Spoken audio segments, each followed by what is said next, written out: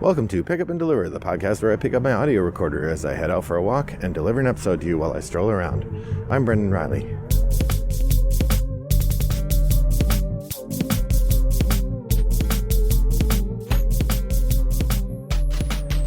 I wonder if that little clip of the Beatles is going to get me demonetized or delisted from the internet. I hope not. Well, welcome back, listeners. I am still on the same walk where I recorded my top 5 games of 2021. And so now I'm going to do the Superlative Games of 2021. If you're new to the podcast and you haven't encountered this idea before, the Superlatives episode is where I take a number of notable games that I have some affinity for or an opinion about in some way, and I give them an award sort of more specifically attuned to what that game does. Sometimes I'll think of the award and then pick a game that fits it. Other times I'll pick a game that has a quality I want to talk about, and then I will reflect on that. So it could work either way. But I wanted to start with a note. So in the last episode, I presented 8 games that I really liked in 2021, 5 of which I put in my top 5. And then I mentioned the fact that some people, like Rado, will come back and adjust their top 10 games or top 5 games after they've played more games from the year. And I don't generally do that because I wait a year, right? I didn't just do the top 22, the top games from 2022. I did the top games from 2021 because I'm 2 years out, so I will have had time to play more of those games. That said, as I was looking through the games, I still did see several games that I would like to try, but have not had the opportunity to yet, that I think would probably be contenders for me. And those are Sleeping Gods, Ankh, Gods of Egypt, Destinies, Radlands, Hadrian's Wall, and Welcome to the Moon. So Sleeping Gods, I really like the story-focused parts of Ryan Lockett games, and this one seems more story-focused, although I'm a little hesitant because some of the reviews said there was a fair amount of grinding to do to join those adventures.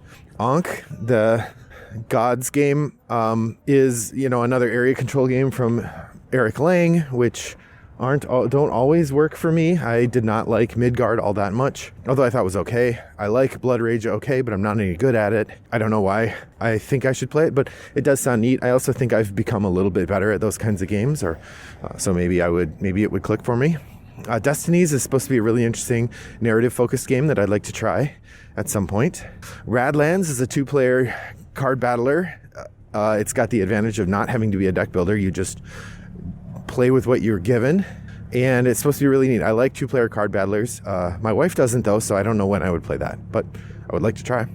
Hadrian's Wall is a really crunchy roll and write game that continually comes up on lists of games that are really fun to play. Now, I like a really crunchy roll and write. I enjoyed Three Sisters. I enjoyed Fleet the Dice game. I haven't tried Twilight Inscription yet, but I enjoyed Welcome to Dino World. I like a crunchy roll and write, and so I would like to try Hadrian's Wall. And then finally, Welcome to the Moon. This is the thematic follow-up to Welcome to Your Perfect Home and Welcome to Vegas. In Welcome to the Moon, there's apparently 8 modules, so it's like 8 different mini games. That's a really fun idea, and I would like to try them all. I like the core engine of Welcome to. I have all the expansion maps.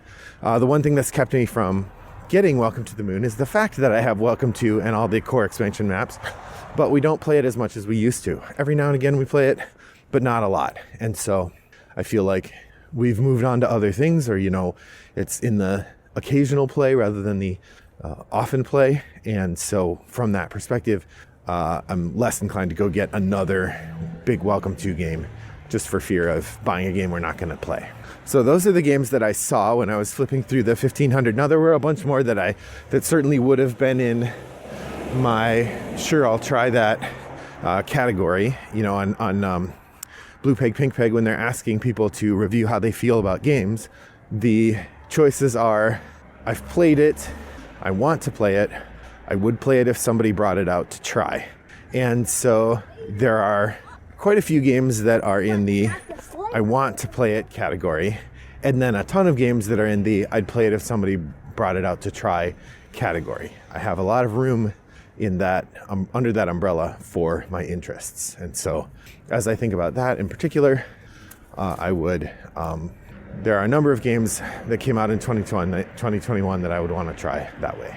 All right, on to my superlatives list. I have 1, 2, 3, 4, 5, 6. I have 10 superlative awards to give out this year to 2021 games that I tried that I enjoyed quite a bit. So let's just jump right into it. First one up, best theme for a game, best theme. So generally when I'm thinking about best theme, there's a couple things I'm thinking about. One is, does the play itself evoke the thematic experience? Second, and perhaps more important, is the theme interesting or unusual? Those are sort of my two top goals here. And remember, I'm only including games I've played. So there might be games that have fantastic themes. If I didn't play them, they can't make my best of 2021 list. So my best theme or best implementation of a theme is going to Final Girl. Now, I didn't particularly like Final Girl. It's a little too luck heavy for me on the dice, but the idea of it, the gameplay of it is really, really good. Now, I liked it when it was Hostage Negotiator. I still have a Hostage Negotiator set, and I keep thinking I should go back to that and, go through the campaign because I have quite a bit of it. But the Final Girl version is a really neat version, and if I did not have Hostage Negotiator, I probably would consider it, except that it is a little too dice focused or luck heavy for my taste. The implementation of a variety of different thematic packs is a really fun way to engage the story. The fact that they come in sort of VHS size boxes has a kind of nostalgia hit to it that I really like. Final Girl is a neat theme and a great one to use for a solo game experience. So congratulations to Van Ryder Games for that. I will call out two themes that I thought were really great that I was happy to include as well, or runners up, honorable mentions. We have Hunted Mining Colony 421, which is aliens with the numbers filed off. The Gabe Barrett series Hunted is a really interesting set of solo games, and I'm really enjoying I've enjoyed the Alien one and the Kobayashi Tower one. I did back a third one, which I have not received. I'm gonna have to look at that Kickstarter and see, did I miss something? Did it ship and I never got it, or has it not shipped yet? I'm not complaining, just realizing that I don't know what's going on with that game. The next theme I want to mention, the second honorable mention for best theme, is Sleepy Time or Sheepy Time. Sheepy Time. This game suffers from what I like to call the Sports Night problem. Sports Night was an Aaron Sorkin TV show that was very smart and very funny, and no one watched it because it was called Sports Night. All the people who are into Aaron Sorkin style witty repartee are probably not watching a sitcom called Sports Night, and all the people who would randomly tune in for a sitcom called Sports Night are not necessarily tuning in for a Aaron Sorkin witty repartee show. So I feel like that was mismanaged. So when you have a game that's got interesting mechanisms but the theme is off, I think of that as the Sports Night problem. Sheepy Time is one of those. It is a family-friendly race game, but some really interesting mechanisms there that I think in a different theme would have really taken off. But I mean, it looks like a children's game, and I think very few adults are going to buy it for play with adults. And in fact, it kind of failed for my group because of that. Like, I got it for my family where the youngest child was 11 when we bought it, and he liked it. Other people thought it was fine, but weren't really engaged, and I think it was the theme. So, Sheepy Time, neat theme, but a miss. All right, best party game of 2021 that I played, So Clover. If you haven't played So Clover yet, what are you doing listening to this podcast? Get out there and play So Clover. This is a really neat cooperative party game, plays up to 6, in which you are arranging a group of cards with these words on them, and you sort of rearrange the words in different formations until you can make 4 clues that help you arrange the four cards on your player board, which looks like a clover, hence the So Clover pun. It's a dumb theme. It isn't really even a theme.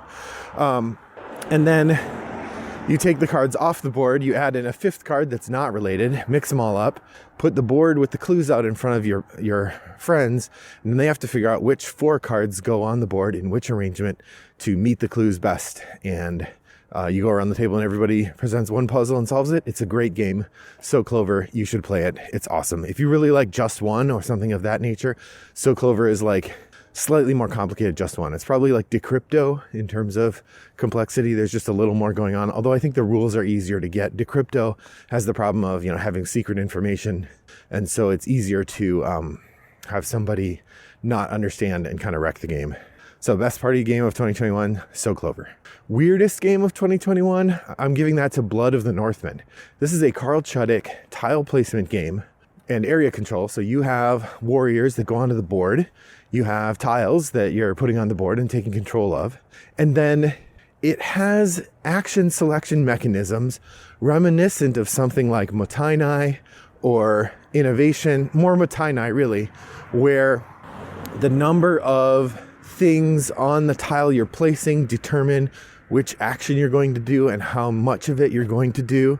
And then the units you have available determine how much of it you get to do. It feels, it's really hard to articulate. It feels very Carl Chudyk in terms of the way that the board and the pieces react to one another and the way that your engine, so to speak, builds up as you play. Really swingy in the way that his games tend to be, but really interesting and fun, and plays in like 20 to 30 minutes. So, yeah, that's a fun one. I really had fun the 2 times I played it, but I need to get it back out and introduce it to some other people because that's a neat one that's well worth the look. That's Blood of the Northmen. All right, next up we have best light version of a game. So there were a number of games that I played from 2021 that are sort of re-implementations of older games that seek to make them less complicated and easier to engage with for modern audiences. An example not from 2021 would be Ticket to Ride London, which is kind of like Ticket to Ride Light. It's a simpler version of that same game. I had 3 games that I marked down as part of this award, and actually what I want to say is 1 I really liked, and then 2 the one I thought worked well was Dune, Conquest, and Destiny. I played this. It was about an hour and a half to an hour to 45, which sounds like a long game until you remember that the regular Dune is like a 3-hour game. So it was much more accessible because an hour and a half or an hour and 45 is far more reasonable to give to people. Most people, when you get over that 2.5 hour mark for a game, it makes it unplayable for them. But it had a lot of the same intrigue and crunch. It had a lot of the same, like, you have to pay me a thing if you're doing a certain kind of thing. That whole element, figuring out who's going where, that was all really clever and interesting. So it really did feel like they took the core of the original Dune game and just made it a bit more accessible. That said, and not having played the original Dune game, I've played the version that the Fantasy Flight released called Rex. I like Rex better. And I imagine I would like the original Doom game better. Once I'm playing a game that's that complicated, I want to play the whole thing. I don't want to... It's like, one time I read a Stephen King book that was 16... It was an audiobook that was 16 discs. And I got to the end and it said, "You've read the abridged book?" And I looked up, the regular book would have been 22 discs. I would have rather read the 22 discs. I don't want to read the abridged one. I don't want to play the abridged one. But of the abridged games I played, I thought Dune, Conquest, and Destiny was pretty good. That said, of the abridged games I played, there's one that I marked as mid, as the young people would say. It's sort of like, it's okay, not amazing, not terrible. And this is Terraforming Mars Ares Expedition. Again, I can see how people who like Terraforming Mars, could see Terraforming Mars Ares Expedition as a lighter snack-sized version of it. However, it was very hard for me to play knowing that Race for the Galaxy is out there, which does the same thing Terraforming Mars Ares Expedition is doing, but better. Like, I think the way that Race for the Galaxy functions works better. I enjoy that game better. And if I'm going to play Terraforming Mars, I want the whole meal, not a light snack version of it. So again, I'm maybe prejudiced against the whole genre, but of the ones I have played, Ares Expedition was sort of mid. And then I had one marked down as disappointing. Seven Wonders Architects. I've talked about this before. I did not like that game. It felt just entirely like luck to me and not interesting choices when there were choices to be made. So the less said, the better. All right, let's move on to best meeples and or components. Now, there are a lot of really interesting games that I played in 2021. Most of them had nice art, sure, but did not have really significantly interesting components, right? The most interesting components I have on my table are the ones I've specially bought that I bring to the table to play with the games. That said, there are a couple from 2021 that I thought are worth calling out. And the highlight for me is the Phil Walker Harding light tile placement game, Llama Land. Now, Llama Land, like Gingerbread House, is a pretty simple to engage with game and has a relatively tight set of things you can do. And so that makes it a really good intro game. Like if you're looking for something to play with people who don't play a lot and you realize that Seven Wonders Architects is not good, Llama Land is the way to go, I think. Really good. And Llama Land comes with these super cute llama meeples. I guess they're not meeples, they're llamas. They're tiny llama miniatures, but people have used meeple as the generic small wooden token now. So llama meeples. And whenever you get a llama, you have to put it in your display, and where you put it will get you points at the end. But also, as you place your llama, it blocks you from building on that space because you don't have a llama there. They're super cute llamas. I love them. That's the llamas from Llama Land. Best component from a game this year. The follow-up, or the secondary honorable mention for best component, will be Maglev Metro's tiles. Now, Maglev Metro is a set collection game with an interesting action selection mechanism. Some really cool stuff going on as you play Maglev Metro, which I haven't talked about much yet because I actually haven't covered that on the show. So that's coming up.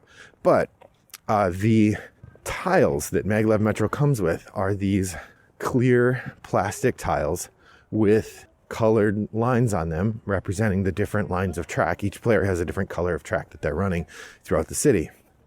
And the tiles are clear so that if multiple tracks are going through the same space, you can stack the tiles on top of each other, and thus the multiple tracks can go through the space.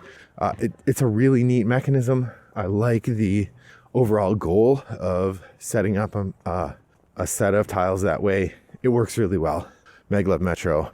At the same time, it could be in the running for worst components because they also use these copper and silver and gold robots, which if your lighting isn't very strong, it's really easy to mistake a copper robot for a gold robot, or even a silver robot for a gold robot.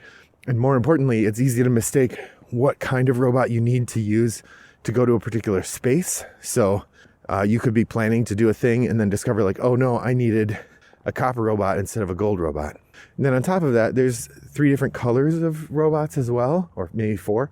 But 2 of the colors are pink and purple. And again, it's not that hard to get them confused. I definitely had at least 1, if not 2 times where I was all ready to do something and realized I needed a pink robot or a pink passenger when I had a purple one, or vice versa. So whereas the see-through tiles give Maglev Metro the award, or an honorable mention for best component of the year, if I were giving out Razzies, the meeples in Maglev Metro would put it in running for that as well. The next award is Best Art to Game, by which I mean the best game where the art on the cover of the game adequately conveys the game experience or the game feeling. Now, this is a hard thing to do. There are lots of games that don't. I would point to, the reason they say don't judge a book by its cover, don't judge a game by its cover, is that often the cover art outperforms what the game is or does not adequately convey what the game is. I would point to Reiner Knizia's Equinox as a game that points to a kind of glorious forest of creatures in what is a very mathematical betting game, for example.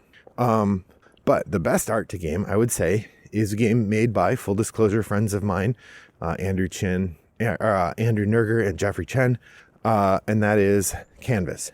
Canvas from R2I Games is a game about painting, and in the game you are assembling see-through cards that stack on top of each other to make a painting, and those cards all have like scoring bonuses on the bottom, and so as you're assembling and making those paintings, you are getting points for sort of a set collection thing. It's a pretty light game, which is why I don't play it that often, but it is beautiful, and very few games do such a good job of conveying what the game feels like from the cover. The cover image looks beautiful and light and breezy, and the game is in fact beautiful, light and breezy. I don't know how you play Canvas and come away with anything other than what it purported to be. So that's my best art to game connection. Worst, I will point to one that was very disappointing, and that is the Night Cage. You can go listen to my episode about the Night Cage for why that one was. That was one where the cover of the game just wowed me so much. I found the cover incredible, but then the game was very abstracted and incredibly luck dependent and just did not did not meet up to what I wanted it to be. So, all right, moving on. Best online only game. This does not mean a game that you can only play online. It means a game I've only played online. As you all know, I play hundreds of games on Board Game Arena every year. And so there are some games that are new games, hot games that I try out, but I never get a chance to play in person. 3 games that I tried that I wanted to mention this year, probably my top one would be Almaty. This is a tile laying game, which involves some set collection and some positionality that's really interesting. I never got very good at it, but I could tell there's a really interesting game there. It feels a lot in the same headspace as something like Targi or Jaipur. Targi is actually a really close connection for me in terms of what the game feels like to play.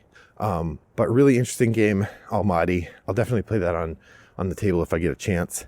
I also, 2 honorable mentions. I did play the full campaign of The Crew Deep Sea with a couple friends. That one's fun. I feel like it's the kind of game that's fun to play in a campaign.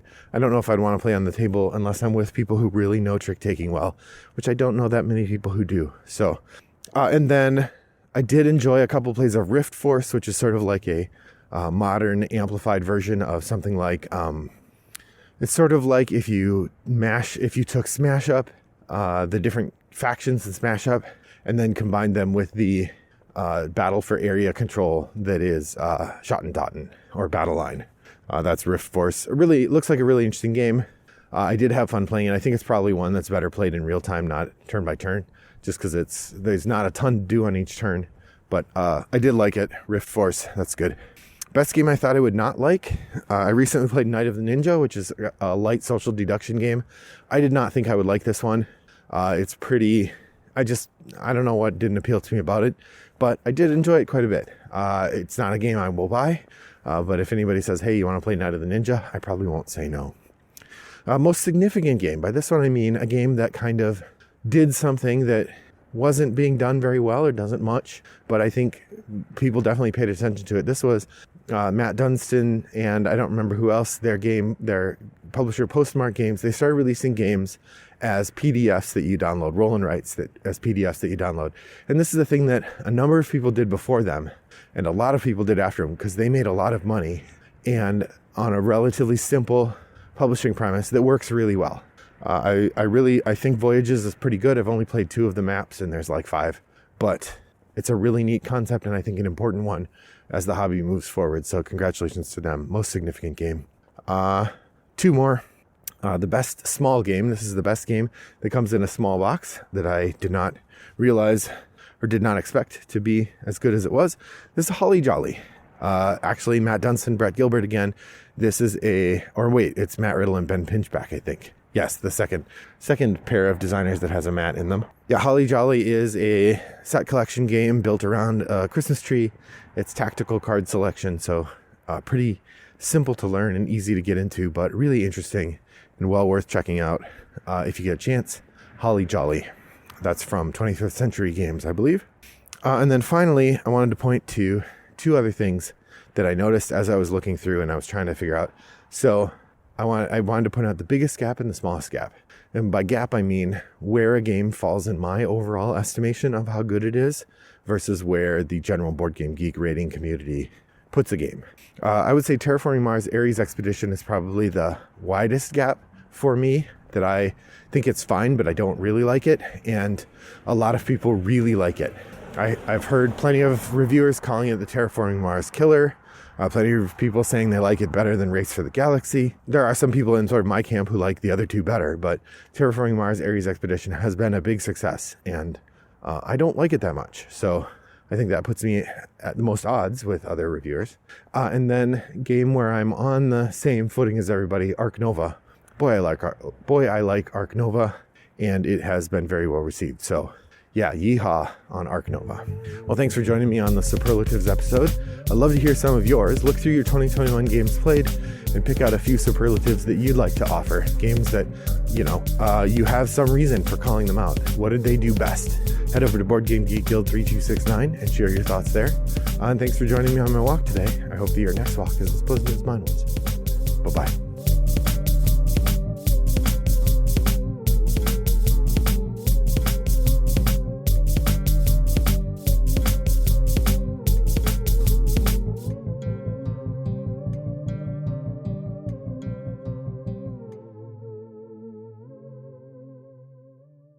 Oh no, I just realized I didn't check if I actually put the disc back in here.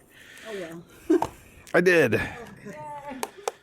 Absent-mindedness did not win today. Yay.